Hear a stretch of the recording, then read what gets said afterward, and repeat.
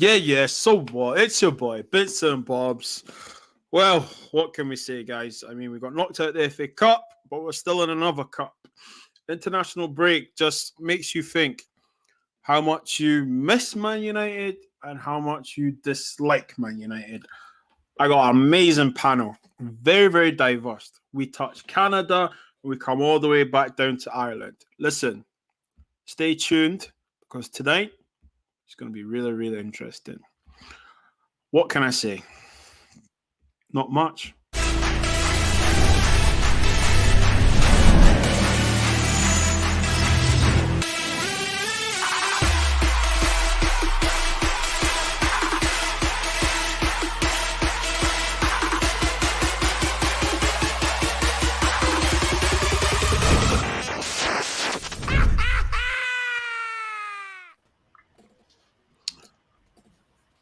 Good morning, good afternoon, good evening, wherever you are.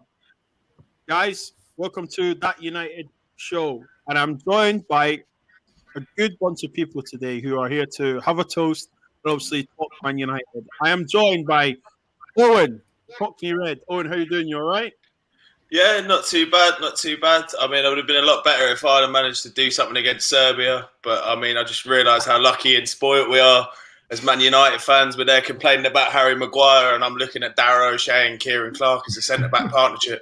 So, I mean, we're better off than we actually think we are, lads. So it's all good. Perfect. And obviously making his debut tonight, Mr. Spice, what are we saying? You okay? Yeah, man, I'm doing well, man. All I've got to say is blessed for having me, I'm actually excited, We work together, of course, but now we're here. I'm looking forward. God bless, man. God bless. And also the lady of the night, Miss Alice, how you doing? You okay? I'm doing really good, thank you. Excited to be here. Can't wait for the show. Thanks for having me. No, cool. But Alice, do you know what? I've brought you on here. I need to hear the intro. So you need to do the intro that you do in the show. Okay, yeah. I'm going to count you in. 3, 2, 1. Hello, and welcome back to Alice Talks Football. Yeah. That's what everybody's here for. That's what we wanted. Top class. Yes, love it. And obviously, Canada's finest. Cam in the building. Cam, what we saying, brother? What up? What's good, man? Thanks for having me, as always. I mean, you guys are talking about Kieran Clark and O'Shea or whatnot. Yo, I don't even think we're playing during an international break. Alphonso Davies, cool, but yeah, I've been talking to the group, the fam, about coming up to Toronto when we get the default in, and it's still not confirmed that we'll be allowed to compete, even though we'll be hosting the World Cup. So that's peak. So if we're gonna talk about teams that are in the mud, Canada's in the mud. We just filter them out to England. You guys just get all the players like Hargreaves. Do you know what though, Cam? At least you have a football team. You know what I mean? Yeah, that's true. At least you have a football team. And last but not least, the little brother from Ireland. How are we doing, Keen? You all right? Very good, no, Bob. Thanks very much for having me on. And it's great to meet everyone here today. And great to see Owen again, though, two of us are not too happy after watching Ireland during the week. Listen, guys, look, if you're watching this, please smash a like. If you're new, please subscribe. I am your host, Bits and Bobs, and let's get into it. Look, guys, we've been tormented by the international week, but, some may say thank God, some may say, oh my goodness, I can't wait till club football gets back. The last game we played, guys, was very damning. We got knocked out by Leicester City. Alice, I'm going to come to you first, okay? Alice, 3-1, Leicester City away. We make 4 subs. What are you thinking then when that happens and the referee blows his whistle? What are you thinking? Oh, do you know what? The subs made us worse. And I always sit there complaining. I'm like, it's 0-0. We're 85 minutes in. Why hasn't Ollie made a sub? So I'm thinking, yes, Ollie's made the subs. And then I look at the subs, and Fred's staying on the pitch, and Johnny's coming off for McTominay. And I understand Bruno coming on. I thought Terrace was having a decent game. I understand Shaw coming on. But I was like, we need a goal. We're 2-1 down. We need a goal. And we've took Donny and Pogba off so we can play with McFred. And I was doing a watch along to it, and I was just saying, I was going off. I was like, really? Like, we've taken, like, I get Don and Paul aren't 100% fit, but Fred isn't coming off, and he's had an awful game. And my thought was, what is he doing? Like, he's made his subs early, but he's gone to this McFred, Lindelof, and Maguire when you need a goal. And we know that they can keep clean sheets, McFred and Lindelof and Maguire, because they sit like this deep. But I just thought we need a goal. I just thought the subs from Ollie was awful, and I blame the loss on Ollie. Sometimes we lose, and I go, look, I agree with the lineup Ollie picked. We were unlucky. Like when we drew 3-0 to Everton, I thought we played really well. The defense let us down, and a lot of times we'll drop points on it, and it's not on Ollie. But I think the loss was completely on Ollie, especially because we had Southampton in the semi-final. So it could have been like our easiest semi-final, like an easy route to the final. And he just bottles it. And the subs I did not like. I was not a big fan of them at all. Spice, I saw you nodding your head. Okay. I saw you nodding your head there, what Alice was saying. You know, we had an easy route to the final. We needed subs to be made. Maybe not all at the same time. What are you thinking, my friend? Because we got knocked out of the FA Cup, man. We actually have went backwards regarding this tournament. Yeah, we've regressed from achieving the semi-finals to now getting knocked out in the quarterfinals, which is a good thing now. We don't have to worry about going beyond the semis anymore. You get me? But you know what, yeah? I put myself back in the emotion again and relive that moment. On that day, you know, those 4 substitutions for Ollie to take off 2 or 3 attacking outlets and bring on Luke Shaw, which I thought Alex Telles had a good game. He didn't need to bring on Luke Shaw. In fact, did Luke Shaw add anything to that game when he came on? You know, he didn't. And he brought on Bruno. He took off Pogba and took off Van der Beek or 2 attacking outlets and just let Bruno to do it all on his own. And remember that guy, it was 1-1 and we need to win this game. And he takes off all these players and leaves Bruno suffer. And you wonder why we lost. There was no after Pogba and Donny van de Beek came off in terms of going forward, in terms of doing anything in the final third.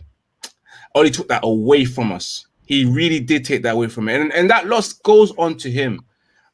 It's the truth. The loss goes on to him. I agree with Alice. So can I say?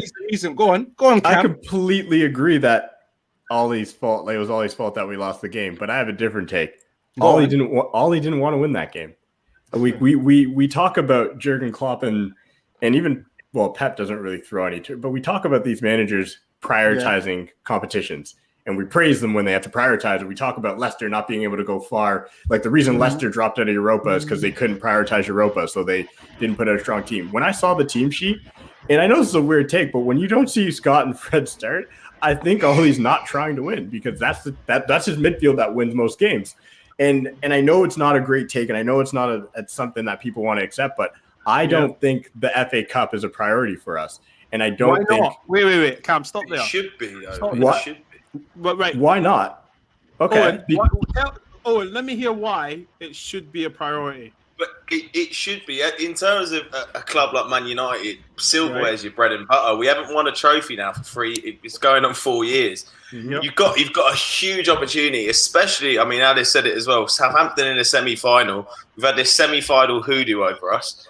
Got a great opportunity there to go and win a semi-final, get into an FA Cup final against City or Chelsea, and on the final you can't predict it. Could it go either way? But it's a massively important trophy. It's the biggest event probably in British football. It's deteriorated in the last 10 years, due to the Champions League, the rise of that. Yeah. But it's still a very important trophy. And also, Arsenal have gone 2 ahead of us in the record. And as a United fan, I don't like that. I want to be, we've got the most league titles. I want to have the most FA Cups as well. Like, you want to be, we need to be the best at everything. Keane, do you agree with Owen? Yeah, look, I look at this and you're like, when you're Manchester United, every competition you're in, you want to win. Like, that's the mentality of this football club. Like, you demand to be in competition for every single trophy that there is. Like, when you look at the game and you look at half time, you look at the substitutions, you probably could have made 2 substitutions at half time when you see that when the draw is made. Obviously for Southampton, you see Southampton is the team we're going to play in the semi-final. We beat Southampton 9-0. earlier on the season, you have to say, like, I think that the subject here It's an easy draw. It's an easy draw, right? It was the easiest draw you could get. Yeah, but final. Bob's can attest to this, and I've been saying for weeks, the FA Cup, we're not going to win it. I've been saying it for weeks. 100%. I have been. You have been saying that. And it's, I'm sorry, anybody who can look at our squad, and yes, we are Man United, and we should be going for every trophy. That's not what I'm saying. I'm saying the current Man United squad is not deep enough to compete on 3 fronts. I don't care what anybody says. It's not. And know how we know that? Last year. You don't get to 3 semis. You don't get to all these semis and bomb out of all of them because you were equipped to go through. We were better than those teams that we lost to, and it's because we don't have the depth. Look at how many injuries we had coming into the game. The players he brought on, none of them are fully fit. Like, we can't even, like, Rashford's not even playing. You have Cavani, who is just back from injury. You have all these things you're trying to manage, and I'm sorry, everyone, if you ask this question, everyone here on the call, whose midfield is better currently? Like, if we were to go back to front, if we were to go through all the players on both teams healthy, like that were currently healthy for that game, Leicester's midfield is better than ours currently. There's no doubt about it. So people saying we bottled it, we this or that. Leicester had a stronger team on the day. So we're talking about competing on all fronts, but we're not equipped for it right now. Like, with Pogba being not able to play a full game, Bruno's knackered, Scott and Fred are dead, in my opinion, when it comes to being able to, like, they're not good. Like, we know why we play them. So us as United fans, we go in there and we have these expectations. We need to win everything, but we don't take a holistic view of what's happening. And I'm going to call it all of you out here because you're all British. The British bias to the FA Cup. I think the Europa Cup. We're not British. Irish. Sorry. That's a big no-no. My bad. Sorry. You're on the other side of the pond. The bias behind the FA Cup is a lot, in my opinion. When you look at the Europa League, people say, oh, it's the Europa League. It's a European Cup. We're going to have to go through AC Milan, Real Sociedad. We're going to have to go through Ajax or Roma. Those are huge teams. Those are big teams that are in the Champions League a lot of the years. That trophy is one that I think we should be going for. That is what we should be going for, and that's what we're equipped to win, in my opinion. I don't think City's going to win the FA Cup. Let's just give it to them now. Or Chelsea, maybe. But City's going to win it. Did we not beat Manchester City 2-0 this season, though? So why couldn't we beat them in the final? They always smash us in games that matter. One voice. Absolutely bust that pitch, mate. Guys, Keane just asked the question there, right? Keane said, we beat them in the league 2-0. Why can we not beat them in the final? Alice, answer that question. I think we can beat them in the final. I think we're the only team that Man City are like I think anyone, like, Man City can lose to anyone, like we can lose to anyone, but like there's something about United that we've beaten Man City. We haven't lost to Man City in the league for 2 years. I think us in big games, we are bottlers. Ole plays too safe, but I think we are capable of beating Manchester City in the final. I think the only difference between us and Manchester City is they have it sounds weird, but they have trophy experience. You know, they've won things before. This team hasn't won anything for 4 years. I think maybe we just lack in terms of the mentality, because if we can beat Man City in the league, we can beat them in the cup games, and especially if it's like over one game in a final. And, you know, Ole's capable of beating Pep. I think he has a really good record against Pep. I just think Man City have that trophy mentality. I think Man City have that trophy mentality. The only thing is, with Man City, I think if we score first against them, it's quite nice for us. But I think if Man City went 1-0 against us in any game this season, if they went 1-0 up, we'd been screwed. I see you. You're very agitated there, and I know you're. Do you know what it is? No, do you know what it is though? Do you know what it reminds me of? It reminds me when I first started watching football, and I just remember Liverpool not being very good, and we were absolutely dominating everything. And Liverpool just always had a little something over us. It's just that thing with your rival when they have that something over you when you're at the top. And I just think certain things happen, and it pains me to say this, that City are at the very pinnacle of football right now. They're probably the best team in the world, but I feel like Ole just has that little thing over him. I don't think it necessarily means a lot, which is what kills me about it the most. But I do think we have that little edge over them in the games, just in games. I don't think it translates to a full season, but I feel like it's comparable to when Liverpool sort of had that edge over us in the late noughties. Sort of like when they used to get the results when Gerrard went over and kissed the camera at Old Trafford. I hate. Do you know what? Actually, honestly, I know this is off key, but do you know when he done that? I absolutely hated him. When I say hate, I Piss obviously me not him off. as personally, but like, And you know what pissed me off the most? His lip print was on the camera. That Mate, pissed me if off that was the in most. And COVID times, that's a he's Manchester getting fined. United camera. do you know what I mean? That's And a he's just, Manchester when he United goes like that, broadcasting camera. go Yeah. away, and then he grabs it. I'm like, oh, I dislike this guy. I dislike this guy. But listen. Hold tight, Gerard though, for standing up for Kamara during the Europa League. Very big of him to say that. You know, he got a lot of stick for that, which is interesting, isn't it? He got a lot of He stick. still wore a shirt supporting Suarez, didn't he? Yeah, So, so like, this is the thing. But I mean, you know you can what, right? look. Everyone can make mistakes and improve on them. That's This is without the a doubt. thing, isn't So- it? And like, But what it's you nice just to take did the piss out of Liverpool people. So like, that's just sort of the thing as well. But the thing is, about Yeah. everyone can make mistakes and we improve, right? Before we segue to Europa League, Fred and McTominay, guys. This is probably the most talked about Dynamo duo. They're probably more talked about than Ant and Dec, to be honest. And I think to myself, why in that game did we struggle? Did we see Fred struggle? And why did we see Scott McTominay come on and struggle? Spice. why did we see Fred struggle? You know, I honestly think Fred is tired. You know, because the last couple of games he hasn't been at his best, and I just feel like fatigue is coming to him into those legs, and with the same thing with a lot of players such as Bruno. You've got Rashford. You've got so many players who are just tired, knackered. Fred is tired. McTominay on the other hand, Wait. You're saying Fred is tired. Fred is tired. Is that why he's struggling to make passes forward?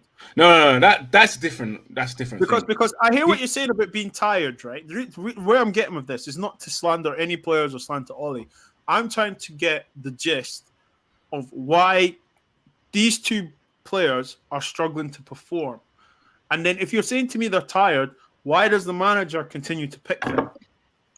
Well, I don't even think the manager noticed that they themselves are tired. I'm starting to think that Ollie himself doesn't notice a lot of things. I need to start speaking to Ollie's wife and ask Ollie's wife, does he notice when you get a new hairstyle, when you do your nails? Because if you can't notice when Fred is... You can't dig him out like that. You can't dig him out like that. Asking his missus, did he notice? Does he not? If he can Don't be notice doing that. If he doesn't know, if he can't notice the tiniest thing in his own woman, yeah, why would he notice the obvious thing that we all can see? Oh, come on. I'm sure bits. My old man's forgotten about my mum's getting her hairdo before. Don't dig a geezer out like I'm that. good. I will notice my woman when she does her hair. I'm like, yo, babes, you do your hair. I don't really notice it, but Spice, hold on. You just said something that was key there. If you think Fred's tired, if you think these players are knackered, why are you going to go into this game thinking we should be able to, like, we were just coming back, and it's no excuse. We should be deeper. We should be good enough. But when you could say Fred's tired and Scott's not, and I opinion, like, to be very blunt with your question, Bits, I don't think either of them are good enough to feature week in, week out for United. No, they're both not. If they're not good enough and they're tired, how the hell do we expect to win three? Like, They're Ollie's favourites. I know, but Ollie we're not loves going to them. compete in those tournaments. This is my thing, opinion. The thing is, as well, you look at Ndidi and Tielemans, and Ndidi and Tielemans are, I would swap McTominay and Fred for Ndidi and Tielemans any day of the week. And I said before the game, I think Tielemans is one of the most underrated players in the Premier League. I think he's been really good the last 2 seasons. Yeah. And Ndidi is amazing. And Ndidi can do the job that McTominay and Fred do holding on his own. McTominay and Fred do the same job as Ndidi. And I just think Leicester have one of the best midfields. And I think there's a lot of midfields, like even when you're playing Fulham, McTominay and Fred, they're probably a little bit better than them. But Ndidi and Tielemans are top 3. Oh, that's a bit harsh. That's a bit harsh. My girl said Fulham. That's a bit harsh. Like, that's Stefania Hansen, is it? Or whatever his and name this is good, but come on. Look, Alex, is it Fulham and them man there? Yeah, Fulham and them. No, Fulham. Fulham and the cottages, mate. Let's not even chat about Fulham. Guys, even Aston Villa's midfield performed better than Manchester United's performance. She's right. I just look. We've got Pogba, we've got Bruno, we've got Donny. I think when Fred plays with Pogba, I think he's better. But Fred and McTominay as a midfield duo, I don't think they're that good. Like Tielemans and Ndidi were so much better than them, and games. I always say games are won and lost in midfield because that's sort of where you transition the ball. And I think a lot of the time losses come down to the midfield not being good enough. And you're looking at Ndidi and Tielemans versus McTominay and Fred, or a finished Matic, and you're thinking Leicester are going to win that midfield any battle of the day. And I think. you know, unless we're counter-attacking and sitting really deep against Manchester City. And I don't think McTominay and Fred were actually that good against Manchester City either. Our midfield doesn't really win a lot of the ball, I think, when we're playing with McTominay and Fred. You need a Pogba in there. Pogba has to be in there with Bruno. Bruno's better with Pogba, in my opinion. It's so funny. It's so funny that he plays two holding midfielders, and we're so horrible in terms of defending. And there's always a hole in the middle of the midfield when those two play. Guys, have you noticed how many times we've lost horribly? How many times the opposition has run through our midfield clean with those two in midfield? Are we agreed that obviously we could do with an upgrade on the central midfield to help out Donny, to help out Pogba and Bruno? Because like Spice and like Alice just said there, you know, it's like Polo FC, just a hole through the middle. You know, like literally people are running through us and stuff. Are we all agreed on that? Yeah? Yeah, we are. No, why? Because neither of those guys are DMs. Neither of those guys are DMs. Both of them are box-to-box midfielders. Neither. We're playing two guys because they have a destroyer mentality in the sense of they run a lot, they intercept, they fight for every ball, but they're not positionally used to being DMs. So Scott's always trying to at least get a little bit forward. Fred, I still don't really know what he does other than break. I don't know what he does, to be honest. Like, so guys, hear me out. Ollie even takes the piss out of him. Like that's the worst bit, mate. When Ollie was laughing on the sideline. Yeah, let's you know what, we'll leave the Leicester game because it's still.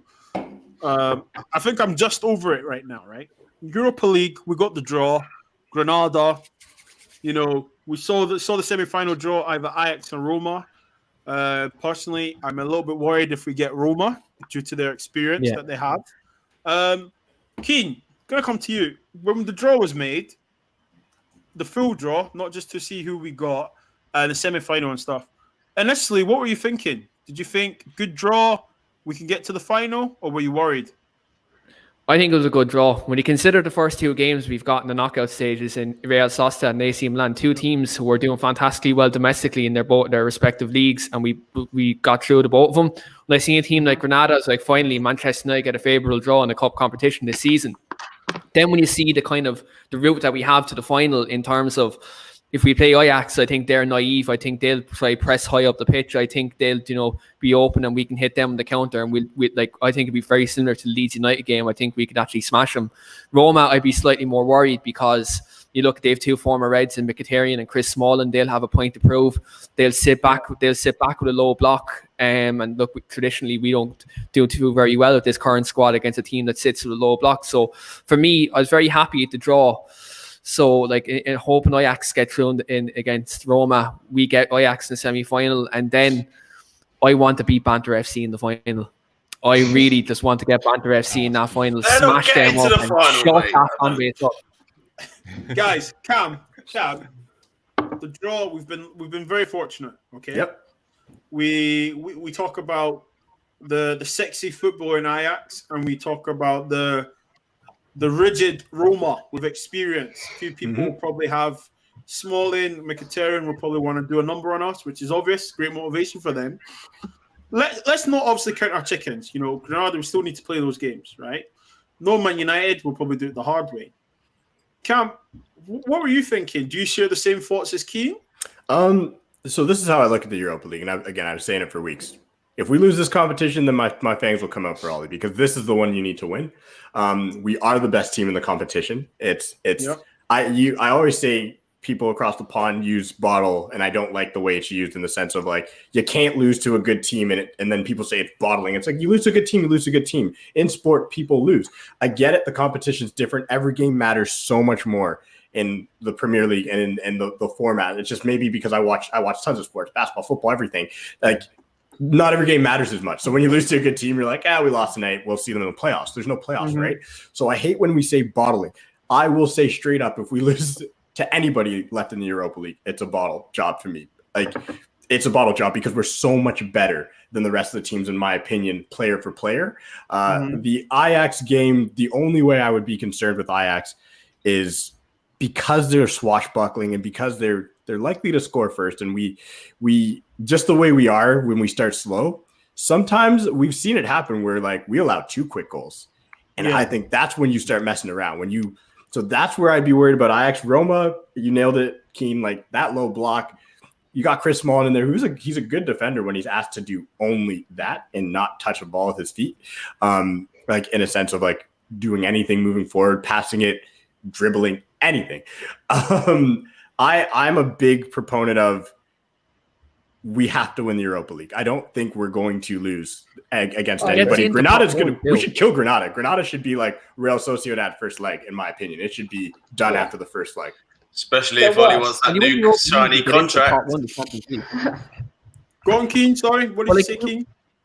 Like another important thing people sleep on with Europa League is if you win the Europa League, you get into part 1, the Champions League draw next season.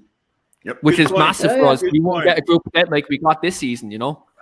Yeah. I don't understand why people downplay the Europa League. I think it's a good competition for Manchester United to win. I want Manchester United to win the Europa League ahead of the FA Cup before we got knocked out. I feel like it's very important. I thought I was the only person. No, you're not. I want to win everything. Even if Manchester United kids are in a talent show, I want their kids to win as well. I don't care. I don't care.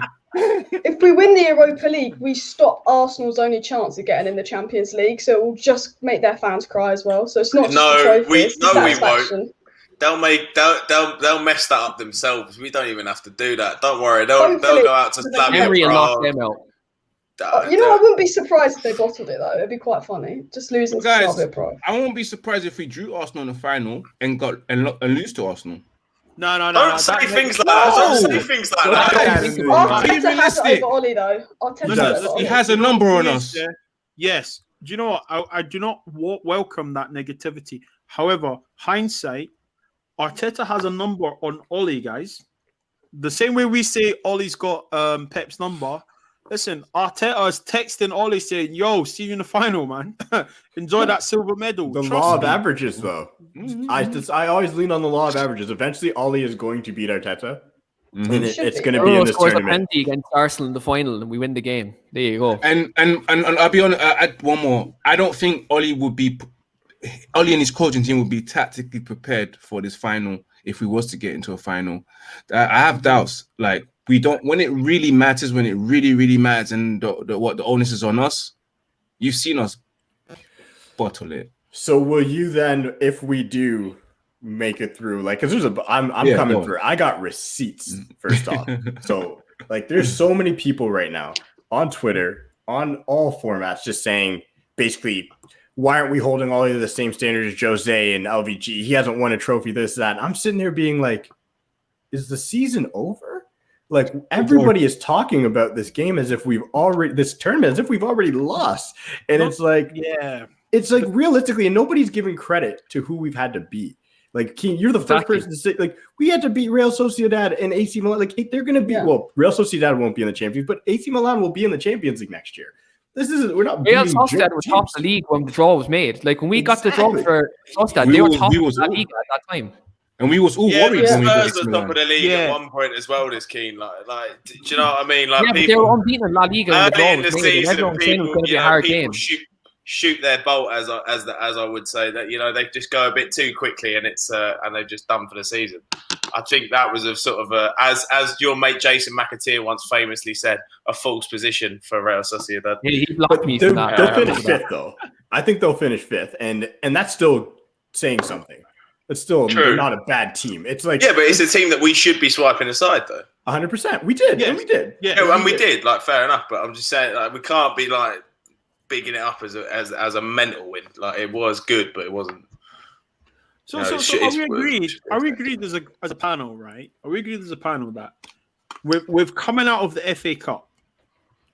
Not just Oli, but Manchester United have to win this trophy because it shows progression and that the team is actually moving on from last season. Are we agreed in that? And to add, to convince the fan that they are on track for whatever they're trying to do at the club as well, because they need to convince us as well. Because there's an argument that the two previous managers had worse squads and won trophies. That's true. That's true. And this is not me trying to say Ollie in, Ollie out. I'm not interested in all of that, okay? I'm not talking about Jose. We all know the script of Jose. If you hire Jose, you accept the circus and everything that comes with it, but he guarantees you trophy. LVG, it is known we sacked him on the day of our triumph of the FA Cup. However, because he didn't get top four. Yeah, but in context, LVG, Jose had worse squads than Ollie right now. And to add more context to that, okay, Ollie has went out and got these players. So Has he though? But wait. I'm glad you asked that, Owen. I'm glad you asked that. Yeah, has he though? Like that's. I want to hear the players. These are the players that have been captured in his reign. Okay, so the squad is better than the previous managers. Has he got to win this trophy and consolidate second place to justify him being at the helm next season? Yeah, he has to do it to get his new contract. Top four. No, top four has to happen. No, but Yeah, like, the top top four, four. Guys, when you say top four, what is top four? Guys, top four is a minimum achievement. We lived to top four last season because Leicester, Chelsea, between them two, they didn't know who wanted it.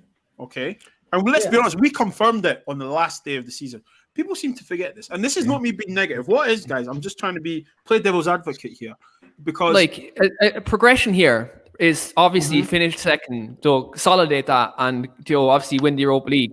But progression to the Glazers, lads, is finish top four, get Champions League revenue. The Glazers and Ed Woodward, they actually do not care about Europa League. Regardless of winning this competition or not, Ollie's getting his new contract, and that's what people need to realise. Because all this ownership cares about is getting the Champions League money. So regardless of this trophy, Ollie's going to get that new contract. Yeah. So that's the situation at the minute. Bobs, I wanted to address you bringing up the other managers who won trophies. Both those managers, when they won their trophies, what did they do? They shipped the league. They shipped the league. They shipped a competition. In my opinion, they shipped a competition. They shipped the most important one. Like they did not show up in the most important competition. They were not week in, week out the team we wanted to see. But then my question to you, Cam, is where's Ollie in the league right now with winning it? He's not winning it, but at the end of the day, he's going to have more points than last year, which is Cam, stop. Hold on. Point. No, hold on. You're not. Listen. Okay. No. Okay. But under Mourinho, we had more points than the 99 treble winning season. So forget the points. Okay. Forget the points. Okay. We all at the start of this call said, well, not everybody, but I think everybody agrees. Manchester City is the best team in the world, and it's not by a small margin. In the league in England. I think Bayern are better. Okay, fine. But yeah, Cap, in the league, but one of the best teams in the world. Yeah. We have skipped past a Chelsea side who spent 250 million this summer. Yeah. Okay? Like on paper, there's very few fans out there that would say they wouldn't take half of the Chelsea squad over what we have. Yeah, right? They have some quality players. That Liverpool side, yes, they got damaged by injuries, but so did we last year, and nobody wanted to talk about it. So I don't want to hear that nonsense. Like, so did we this year as well. This year too, but it's like I just don't talk about injuries because it doesn't matter with big teams, right? Okay. We're ahead of a Leicester side who everybody loves to just give the gas to and talk about, oh, Brendan Rodgers this or that, but then Ollie's beaten or tied with Brendan Rodgers in the league multiple times. Sure, we shipped the FA Cup. So right now, based on what we've seen in the past few years, I think we have shown progression. Like we have shown it in the league. We now need to win a trophy to show that we have the balls to get past a final and win something because we don't have the mentality to win right now. I agree with you there. Because why do you agree with him? I want us to win a trophy and all of that, but like I think Arsenal finished 8th last season, but they won the FA Cup. Did they progress? No, they finished 8th. You know, I think for me, we go from 2nd to 3rd. That is progression. Like no manager since Sir Alex Ferguson has finished in the top 4 2 seasons in a row. So if Ollie finishes in the top 4 this season, he'll be the first one to do it since Sir Alex Ferguson. And I don't want to become an Arsenal where, you know, we want top 4 every season, but we've been in and out of the top 4 that we need to become a consistent top 4 club and then a title challenger. Obviously, I want to be a title challenger. I want to win all the trophies, but we want to be knowing before every season that we're going to get top 4. Not speculating. That's the thing. Yeah, I have an absolute agreement. I have an absolute agreement with everything you said there. And like this squad, like when you look at Manchester City's team squad, look at Chelsea's squad. This squad is nowhere near challenging for a title. Yeah. There's at least 4 positions that need to be addressed before we actually become a serious title contender. Not even a champion, but a contender.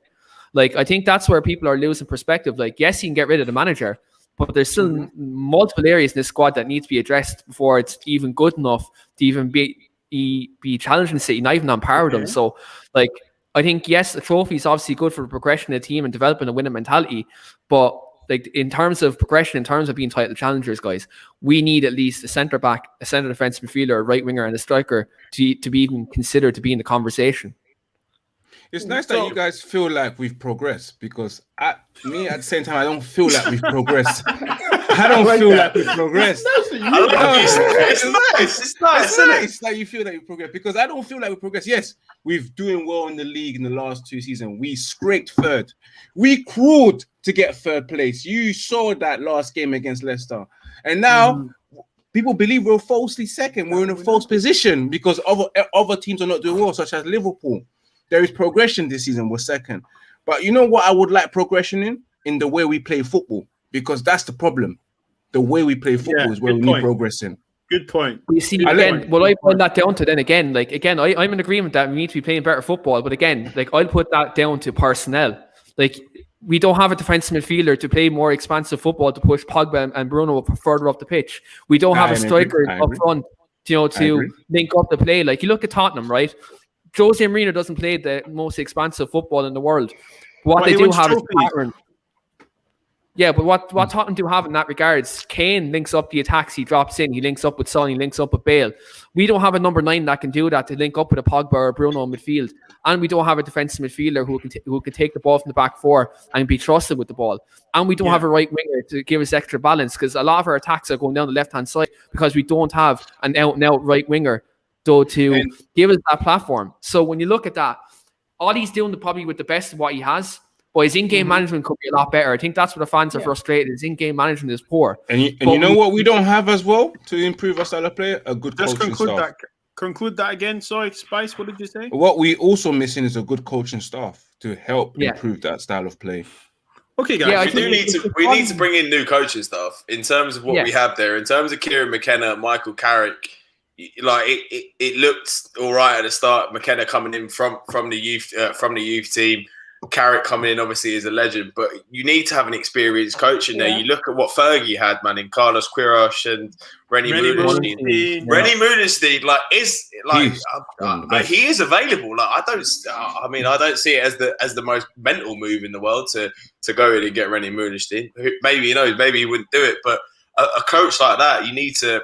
United have the best scouts in the world. You need to be scouring for the next Rennie Moonestein. You need that, and you can't be. Look, it's nice that we have Carrick involved, and we had Nicky Butt involved, obviously with the youth team. We have Kieran McKenna involved, and Darren Fletcher is now got his new role as technical whatever, and they put another few words on it. The cynicism. We're coming to that. He's just a puppet, really. Let's be honest. We're coming to that. But at the end, look, at the end of the day, like we're not like an old boys club. It's not like a private school. You're just doling out jobs to people. You want to actually get the best in class to be the best. Because at the end of the day, if the Glazers are looking at it like that, they're looking at it as a business. When you're making a business decision, you want to appoint the best person for that job. So I don't see why I think they're just doing that to appease the fans, so they're not getting on their backs as much. But I just don't see why they're not going out and getting the best coach possible in. Yeah. And just bringing the team onto that next level. I just can't see why they don't do it. I hear what you're saying. Okay. Mm-hmm. Okay. And you've mentioned Nicky Butt, so let's segue to that. Okay, Nicky Butt. First question to everyone: yes or no? Is anyone bothered that Nicky Butt is no longer at Manchester United? Nope. Yes or no? I ain't. He did a terrible job with the under-23s. He did an absolutely terrible. He got the under-23s relegated. He actually did a terrible job whilst managing the under-23s. I can't. He was. He was. I look at this on the stage. Like, when you look at the overall progression of Manchester United's academy in the last 9 years, when Nicky Butt, since he's been on the helm, we've seen a lot of good players come through the academy, and he's been integral in that. I don't think now we can make a judgment. I'm going to let you finish, but now I'm going to ask you a question when you're done with that. Yeah, absolutely. But the only thing I'd say about this, him leaving, we're not going to see the effect of this for another 3 or 4 years. The reason why I say that is, in the next 3 or 4 years, we'll see if more players are breaking through the academy and getting that link into the first team. And we're going to see the quality of players are coming out of the academy. We're not going to see the effect of Nicky Butt leaving for another couple of years. And then we can make a judgment. Because obviously, you still have to see the new crop of youth players to come through. So I think at the moment, you can't really make a judgment on it. No, how much of that is down to Nicky Butt? Does anyone agree with what Keane said? Spice, I know you want to ask a question. Does anyone agree with what Keane just said? No, but how much of that is down to Nicky Butt in what I say? think, in terms of United as the most extensive scouting network in the entire world. How much of that can be down to Nicky Butt? Listen to what he said, though. What he said, we can't judge it now. We can only judge it in the next few years. Because in the last 9 years, like Keane has said, we have had players come through. Albeit they've not came to the first team, we've heard the stories. You know how Man United report these players come through the academy. Okay. Yeah. So why do you not agree with that, though? I just don't think. I don't know. I just heard that speaking to people in and around the club, as that people who know people in the club. I just don't think Nicky Butt was doing a great. From what I've been told, he wasn't the greatest at what he was doing. But Owen, before we continue, he was there for 9 years. He was there for 9 years, but you know, Ed's been there for a long time, and he's not good at his job. Yeah, we seem to be doing the restructuring. Back to you. Like it's not. I mean, Spice is. Oh, sorry, I forget. It does the opposite way. Spice has made a great point there. Like in terms of the club getting rid of people, I don't think it's. I think it's a former player, and it just sort of ties in with the whole United identity thing, and it's nice. But you know, his credentials going into it weren't huge, and it's nice, and it is nice with the United identity thing. You see Ajax do it all the time. Obviously, they got Van der Sar, Overmars in there. Can I say, like, when it comes to youth players breaking through, Last word on this camp. A lot of it's luck too, right? I get, like, yes, it's talent, and like when you're kids and you're being coached, a lot of it comes down to how inherently talented you are as a kid. But Marcus Rashford broke through because 2 players got injured in front of him. Yeah, like we all watched the game. We all saw it. He wouldn't even be picked. The man was rocking 39. Scott McTominay was, and I love the guy, but. And everybody was right with this because we all now see it with Jose and what he does. Scott McTominay was used as kind of a Jose being like, well, okay, fine. If I'm going to pick a youth player after you, I'm going to pick the guy who runs through walls for me or whatnot. It didn't seem like he came through based on because he was lighting up the world. Like it seems like his situation matters. And I love Scott. And I think he belongs in our team and he's part of the squad. I don't think he's a first teamer, but he's definitely a squad player. I think to put it all on Nicky Butt that we're good because, you know, like that we had players break through like Rashford or Scott McTominay. And I mean, only 3 came through. Who else? And I'm doing it right now. And Mason, it's like, Greenwood, Rashford, and McTominay. And Greenwood was Henderson. And Greenwood was just amazing. But he went on loan. Yeah, he didn't break. Same with Axel. It's a good point by Alistair Henderson, though. He didn't break through. He had to go on loan. He didn't. He wasn't able to didn't go to a Champions League academy, though. Premier League team. He did. He did. Yeah, he did come out of the academy. Either way, my point is, how much of it can we really put on Nicky? I could barely name. There's only 4 players. It's not and the other players that we was meant to see, like Angel Gomez, go through. He didn't do well. Timothy Fosu-Mensah, who came from. Does anyone remember Cameron Borthwick Jackson? Oh yeah, He's finished. I honestly thought he was good. I honestly thought he was going to be proper good. Like he looked mint. He had a great cross on him, and I thought, he had great hair. Solid ball. You remember Tyler Blackett? He had a great Tyler Blackett as well. There was Tyler. Blackett. Everyone knew Tyler Blackett was poor, man, and Paddy McNair as well. Yeah, Paddy McNair. All these players came through the academy and never succeeded. So we're agreed, obviously, with what Keane said. Okay. Because what Keane said, Keane's not saying no, he's not saying yes. He's saying that we won't actually know for the next few years because if nothing, we know how the media will spin this. If no youth player comes out for the next 3 years, they'll pin it to this moment of Nicky Butt leaving, right? Because we know how the media works. I think coming back to an earlier point, a lot of it's about coaching and how good they are, and a lot of it's about talent. But I think it's also about what the club do with them, like the people in charge. You think about loans, like Chelsea send out loads of their loan players on loan to the Championship, and they got like Mount, Abraham, Reece James. You know, we should have put Angel Gomez on loan last season. Exactly. You know, I think he might have stayed. You know, Chong should have gone on loan last season. I think that James Garner's gone out on loan and he's doing a good job. I think, you know, Birkenhead Busquets, mate. It depends where they go, because like they can go on a loan and they can flop, and they can go on a loan and they do well. But I think it's actually looking into the club that you're going to loan them to. Do they fit this club? Will they get game time? I think, you know, it's obviously talent, but it's also what you do with them. Are you going to waste them on the bench and get rid of them like Angel Gomez, who I believe is being quite good in Portugal? He's doing well in Portugal. They're in a relegation battle in Portugal. Like, he's not. Is he doing well? He's playing. No, you should see him. Him as an individual, not the team. Him as an individual is doing well. Don't get me wrong. Like he is doing quite well, and I don't doubt he'll probably have a good career. But the talk was that he essentially had it in his mind that he had already made it as a footballer. There was murmurs about stuff of him being at under 23s games when he was playing. There was a rumor that his dad said that it was a joke that he was playing for the under 23s and that he should be starting for Barcelona. Like Messi and him both had the same size. Remember that rumor? How true that is, I don't know. Like, obviously rumors do get spun around, but there was talk that his attitude within the club was that he should be in the first team and starting every week. And the few opportunities he did have, he didn't take, but they were few and far between. But it was very much an attitude thing, it seemed, with Angel. It wasn't like his ability or anything like that. Okay, so we'll disagree to agree, guys, which is good to have a diverse answer. Okay, and now I'm looking for honest answers regarding the next segue here. You know, a certain player has went on loan to a certain club in East London. He has been really enjoying himself. It's nice, isn't it? Yeah, we're all smiling regarding Jesse. I can't do it. But it's weird, isn't it? How one player you can absorb to a one player when he doesn't play for your club.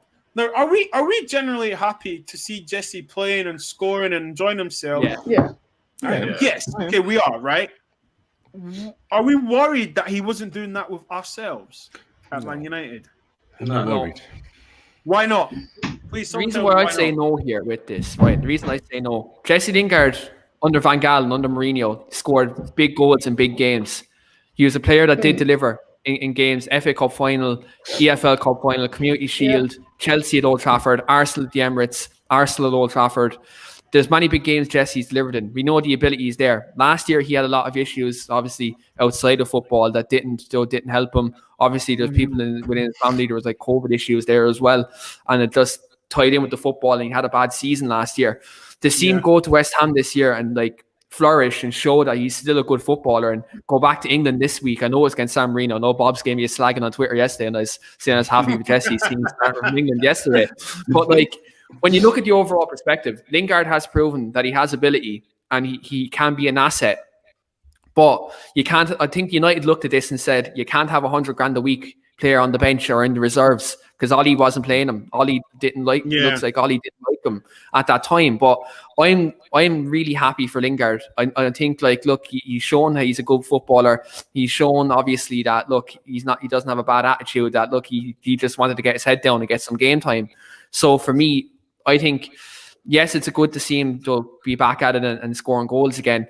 The only thing I worry about is, because obviously there's talks that Donny van de Beek might be sold in the summer and Lingard might be brought back. The only thing I'd worry about is if Lingard comes back, is he going to be on the fringes again? Because he's probably, like, you look at the positions he's playing for West Ham, he's not better than Marcus Rashford. He won't get in ahead of Marcus Rashford. Exactly. So he won't get in ahead of Bruno, and he won't get in up front either. So you have to say maybe going to West Ham is probably the best thing for him, so he can get his redemption. Obviously, he's 28 years of age now. He's not going to be wanting to sitting on the bench for kind of the final best years of his career. So I think probably staying at West Ham is probably the best thing for him. Look, I love Lingard. I'm one of his biggest advocates, but for me, I have to say, like, West Ham is probably where he's best is, or even maybe go to even a different level. Exactly. I think Neeks was the one who actually said it. Like, when players find their level, they perform their best. Yes. And 100%. Like, realistically, like, Jesse, I love Jesse Lingard too. I mean, one of my favorite goals like probably top 3 is the goal in the FA Cup final, and just that celebration was just so just the shirt off. It's funny because he's so skinny. He's like one of the guys who actually wears like Under Armour under his shirt. Just like losing his mind, tongue out. I love that goal. That volley was amazing. But the positions he plays in at West Ham, like he's not going to take up those positions at you. He almost plays as a shadow striker a lot of the times. He's all about kind of his movement and running around a lot, and that's not a bad thing. But he's not great on the ball. At the end of the day, even when he's at West Ham, he's not amazing on the ball. He's not going to do the things Bruno does, so he's never going to displace Bruno. He's never going to really play on the wing and be effective for us. The style of play, because we have no style apparently, but the way we play doesn't suit Ollie Jesse freestyle, Lingard. mate. That's what it is. Yeah, Ollie freestyle, exactly. Ollie gonna freestyle. Ollie gonna freestyle. Sure. Oh, here we go. I disagree with that, but like the fact that Jesse, I'm just shouting out Saeed because he just loves it. Like, but the style of he absolutely loves Ole Gunnar Solskjaer so much. Yeah, like the style of football that we. Listen, Saeed's my friend, man. I don't know, show him. He's my friend as well. I like him. I just like to take the piss. That's how I show affection. He doesn't respond to my tweets. But Cam, conclude on it.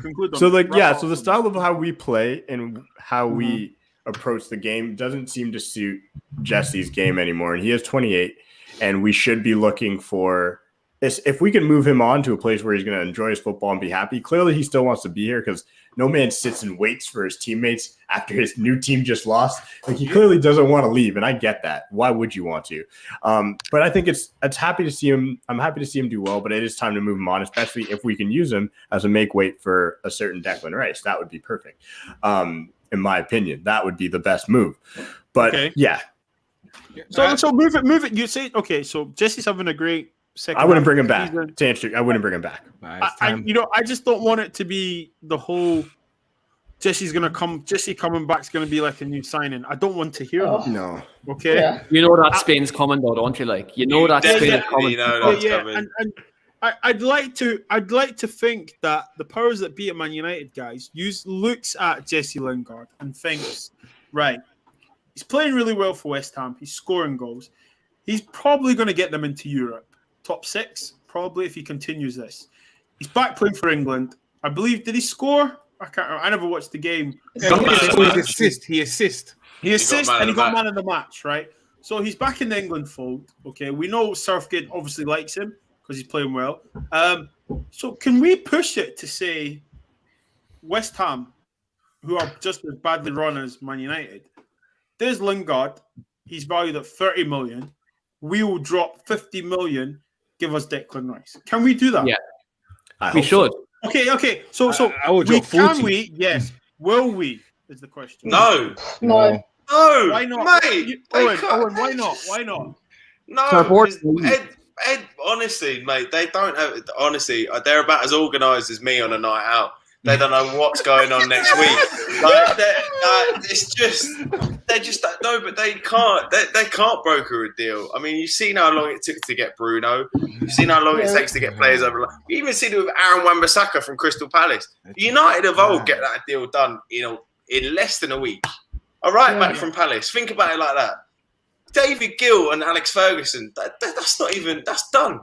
That's done and dusted. There's no arguments. There's no if we win the Champions League, you'll get a 5 million bonus.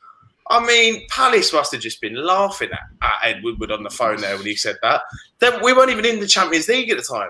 Like, honest to God, that was an absolute joke. But I just don't think we have that sort of organisation. I feel like people are expecting this big summer. We took out a £60 million loan to pay the bills. So I think we're expecting this big blockbuster summer. I don't think we're bringing in big players unless we're selling players. I think Jesse could be a massive factor in that in terms of bringing in someone like Rice. But I don't think we're going to see any sort of big spending this summer. I don't think in terms of a net spend, I think it's going to be very minimal. I agree. The thing with United is I often find when we finish in the top 4, we spend less in the summer because the Glazers are like, job done, top 4. All they care about is their top 4 and their top 4 revenue. They don't really care if we win the league. They're like, we're in the top 4 of the Champions League revenue. And the seasons that we fall out the top 4, we spend more. We do. When if I think we're going to get top 4. If we don't get top 4, it will be a joke. Let's be honest. But if we're in the Champions League next season, they're probably net spend of 60 million max if we're in the Champions League. So it's like the only way we're going to put big signings in, I think, is if we sell players. You know, Pogba might leave. It looks like Cavani's going, but we probably won't get any money for him. Mm-hmm.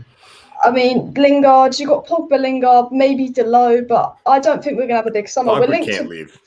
We know he can't leave, but What do you do when you sell a Paul Pogba for 60 million?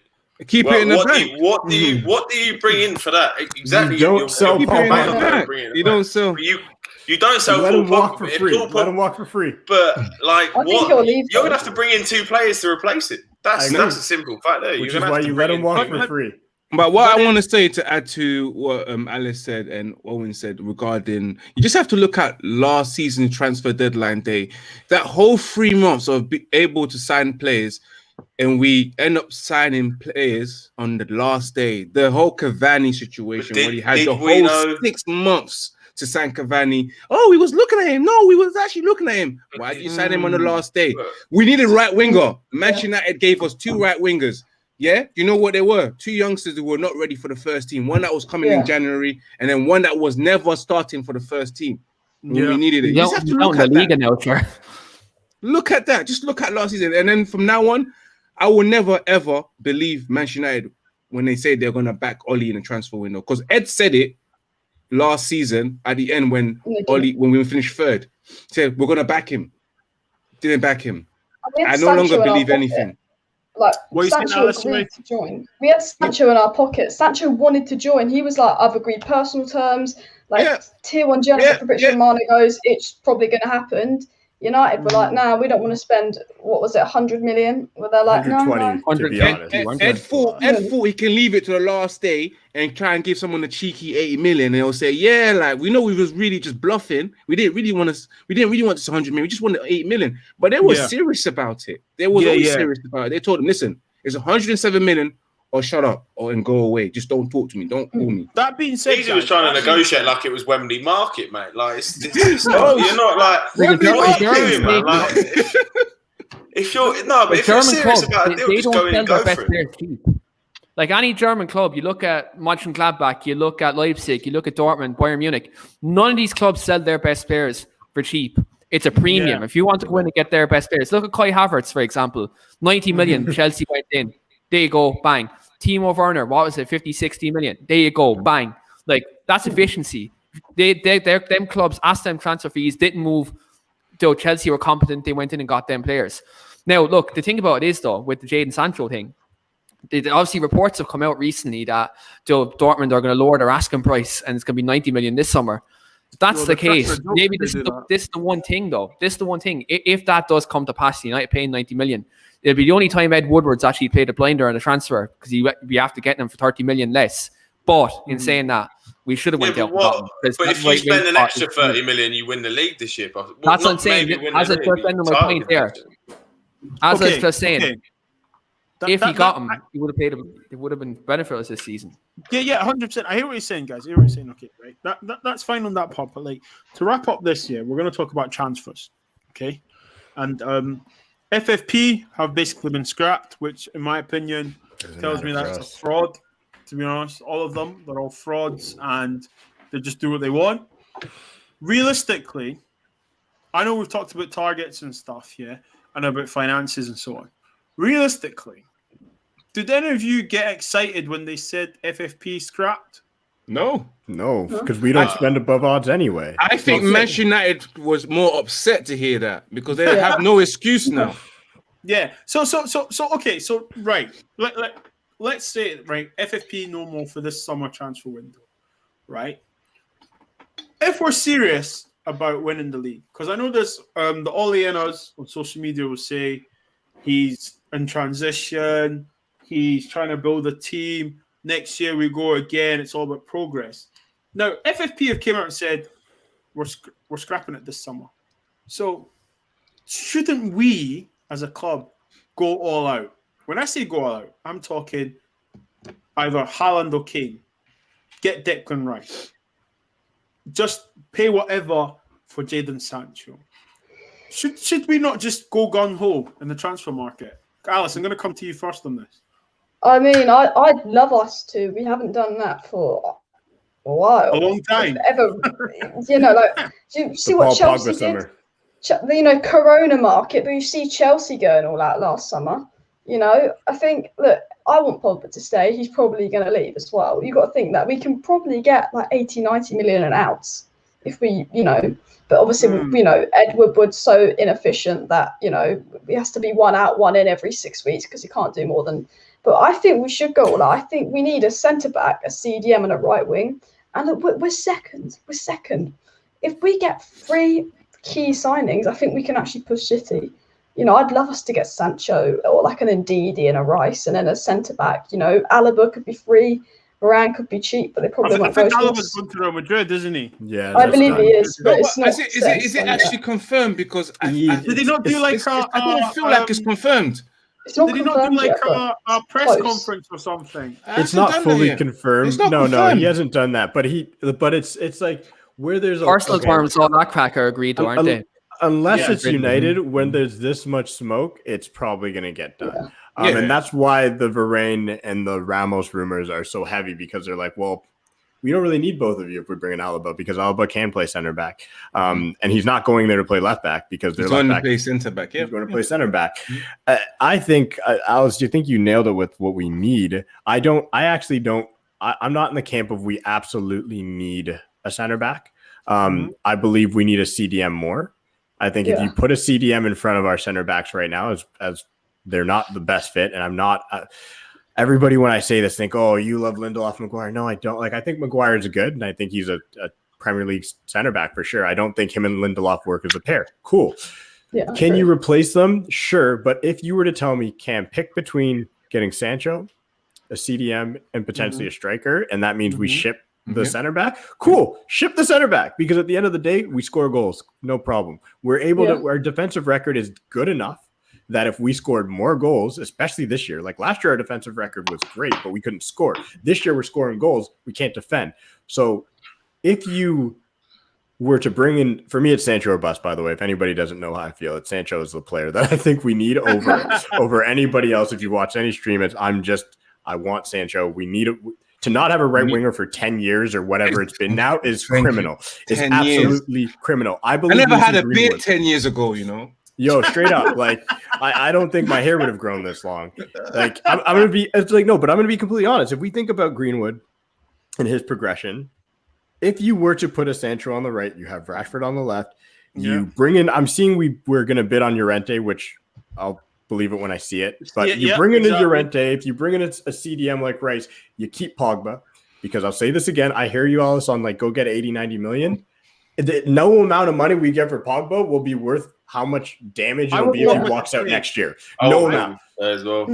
I want him to stay. I want him to stay. I would be heartbroken. Bruno and a Rice in the midfield with Greenwood, Sancho, and Rashford up top. You're scoring goals. I don't care. There's going to be enough chances that you're scoring goals, and you're not shipping them because you have Rice who can chill and sit in front of your defense.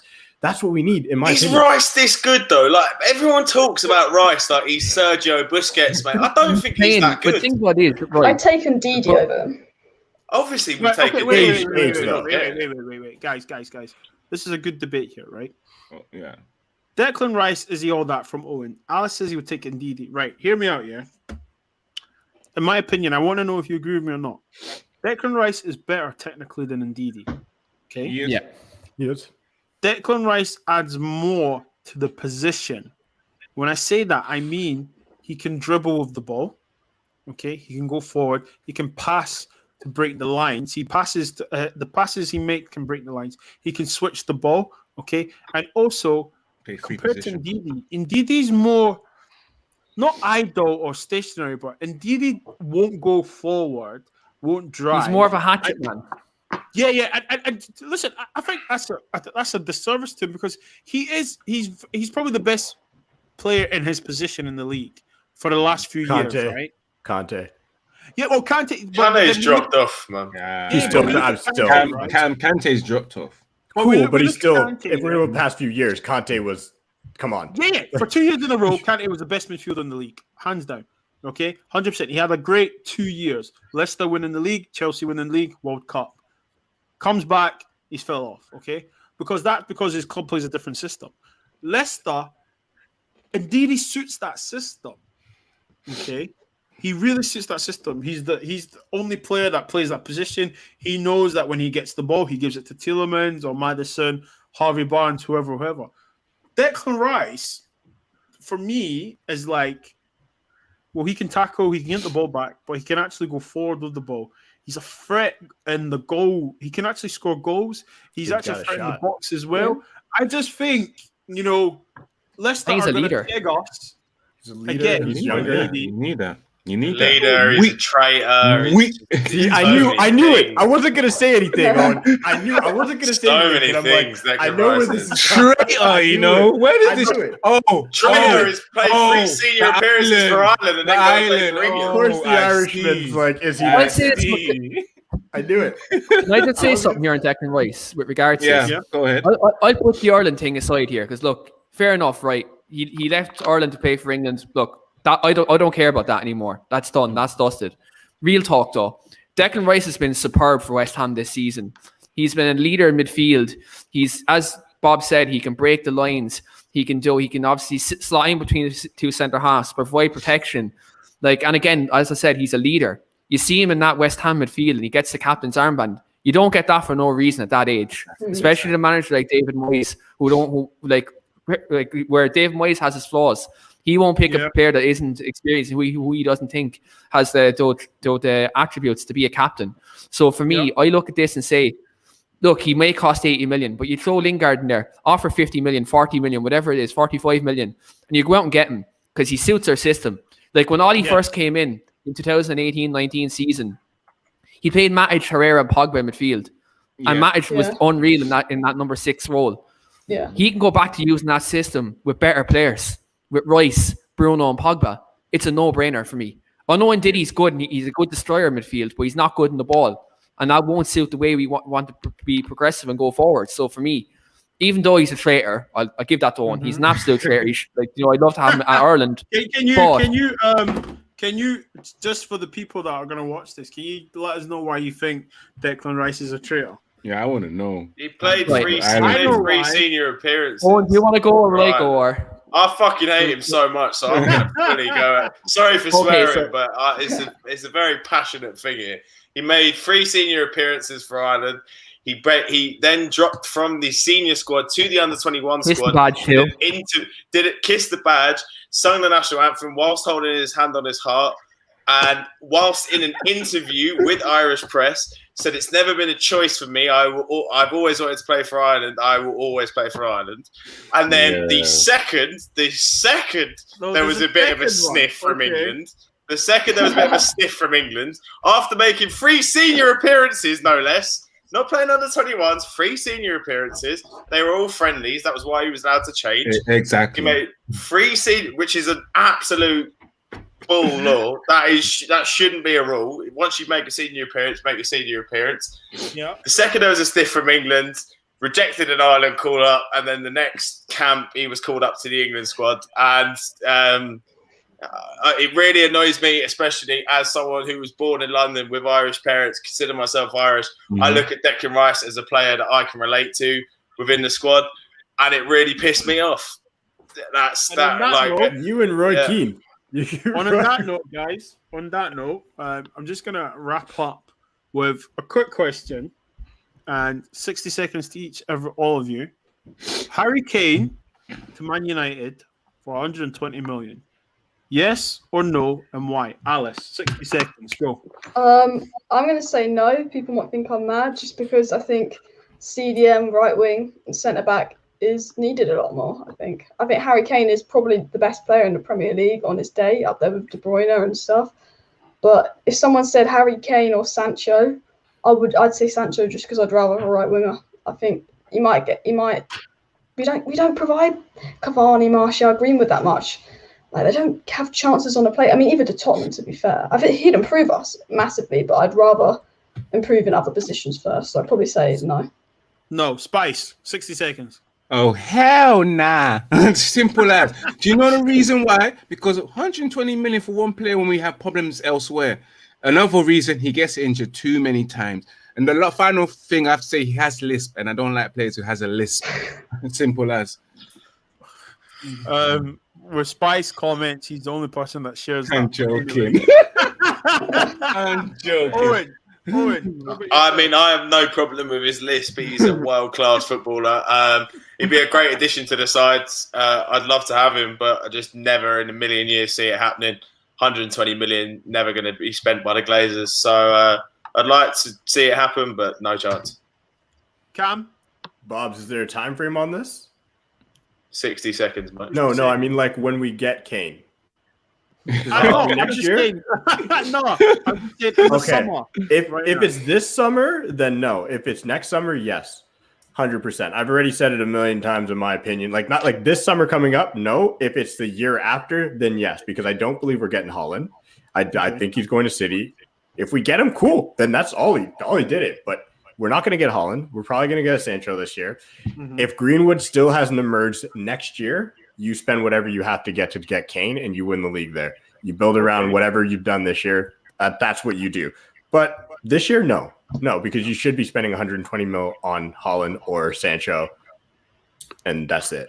Okay, Keane?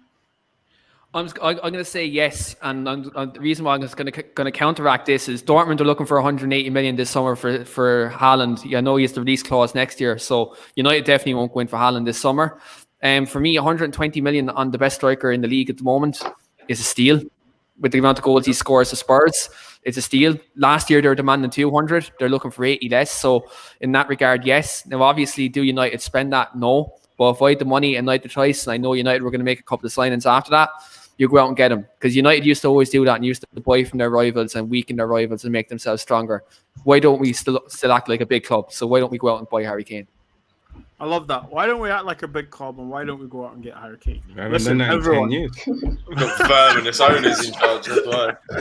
Listen. Thank you so much, guys. Listen, I've enjoyed it. Literally listening to you guys, hearing your opinions and stuff.